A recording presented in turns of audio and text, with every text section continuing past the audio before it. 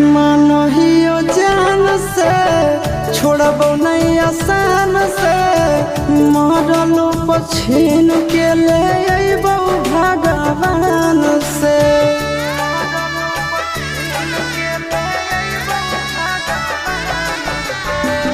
मानहियो जान से छोड़बो नहीं आसान से मरलो पछीन के ले अइबो भगवान से।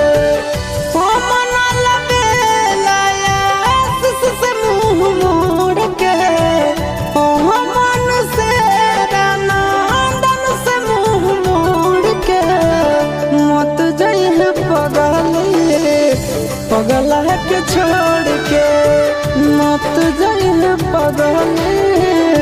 पगला के छोड़ के।